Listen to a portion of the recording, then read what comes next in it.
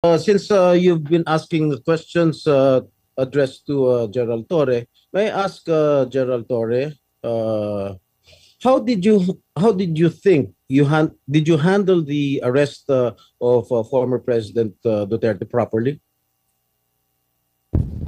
Yes, sir. I do, sir. It's proper. It was proper.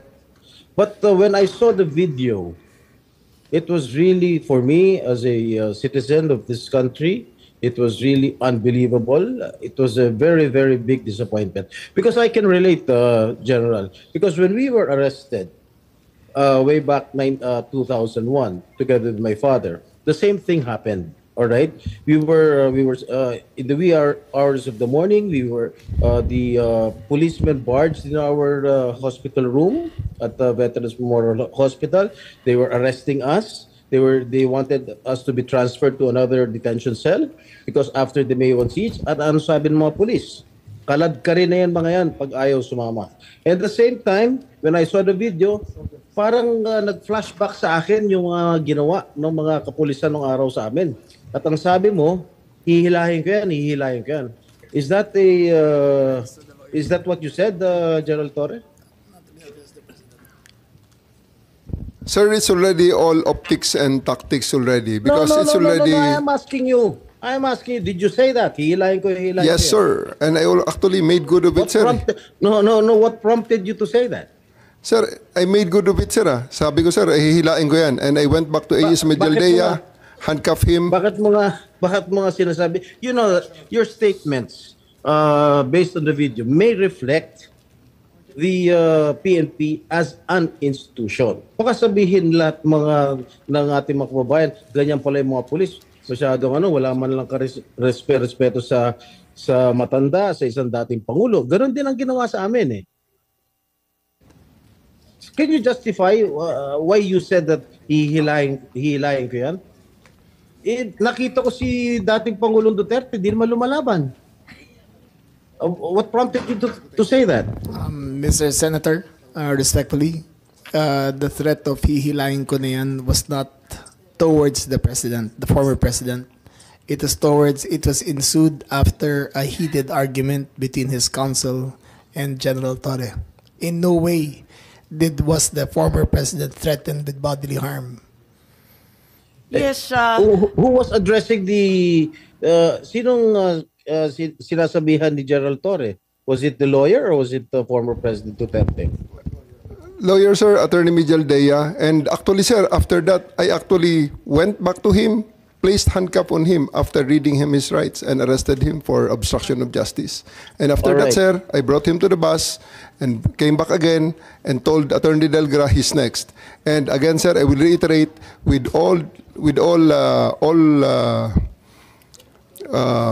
all credits goes to the former president because after he saw that I'm already very, very serious in bringing him to the plane, he said, okay, let's go. And I told Romy, the PSG, to just escort him, and he went voluntarily to the bus that brought him to the plane.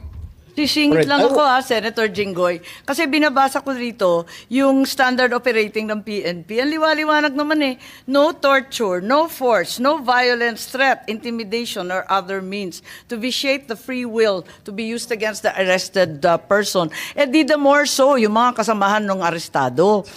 Sabi mo nga, ikaw na nag-admit forcefully. Talagang you used force. Bawal po yun. Ma'am, it is...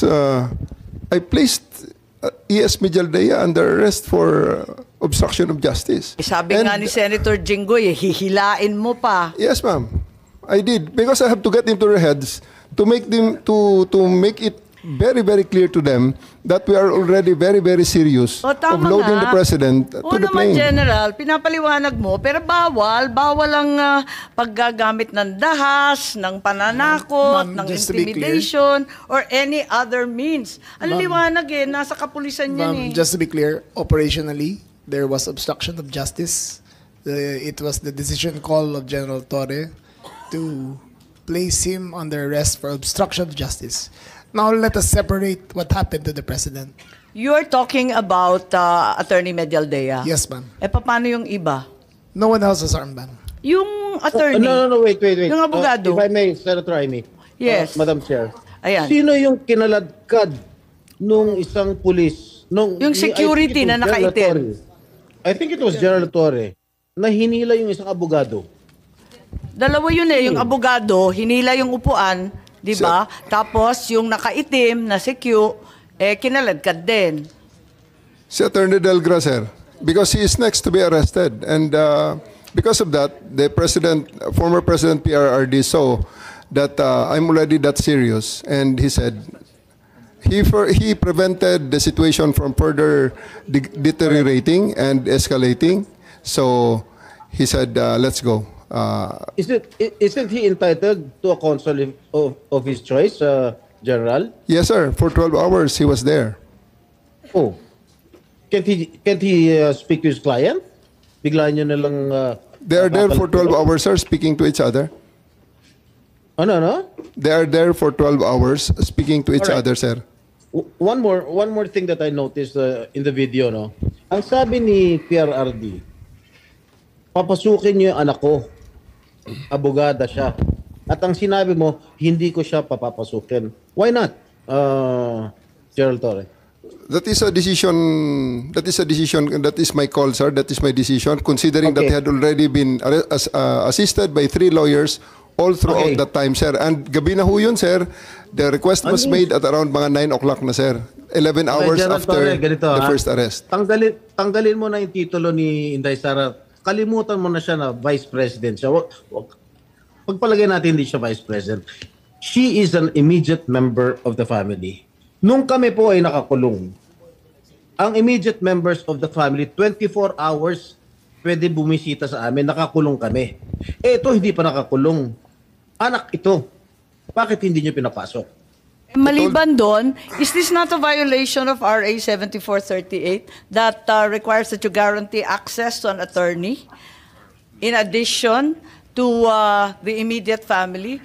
The President also said na yung anak niya, yung babae, abogado ko yun, papasukin nyo. Hindi nyo pinapasok. Abogado yun eh. Actually, sir, Exactly. first to answer the question of Senator Estrada, sir.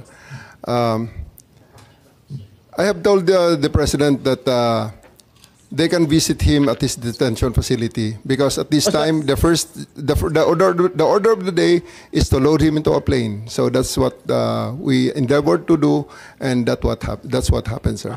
Ano niya bibisitahin yung tatay niya sa Netherlands? Hindi naman dito tinray eh. Hindi naman dito kinasuhan eh. Sa ibang bansa eh. Oh, bakit hindi niyo man lang binigyan ng kortesiya yung anak na isang abogada na magkukonsulta? Katulad nga na sinabi ko kanina, yung mga nakakulong nga, 24 hours pwede bumisita ang immediate members of the family. Bakit ito hindi pa nakakulong, hindi niyo pinapasok yung anak? Our mission at that time, sir, is to deliver him to the My God. body Kahit who issued the ano warrant, mangyari, sir. Nasa batas yan. Nasa batas yan, General.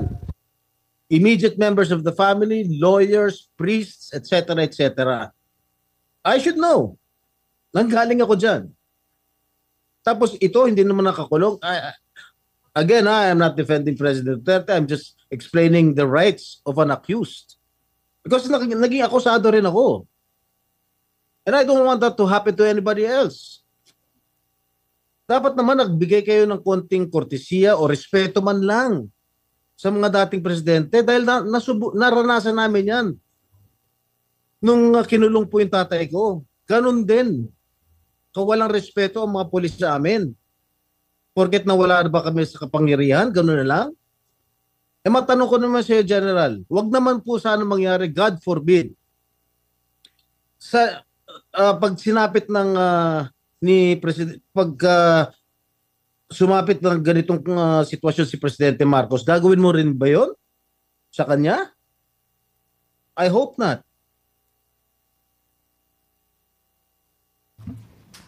Ang liwanag po ng batas, kung ma-follow up ko lang si Senator Jinggoy, tama po siya. Hindi lang yung immediate family, medical doctor, pare or religious minister, any national non-government organization, ang CHR, international non-government accredited by the Office of the President. Lahat yan may access, pero pinagbawalan ninyo. On 2 counts, immediate family na, abogado pa niya. Bakit ganun? Ma'am, I think that's sub judice. I think we should be wary of many of the things we were mentioning Bakit here. po naging sub judice yun? Ito kasi, habeas corpus po ang petition. So everything about the arrest will be asked by the Supreme Court. Kanina pa natin kung pwede ho. pinag-uusapan yung aresto. Pero I think that we're just passing, parang lumalampas na po tayo sa boundary.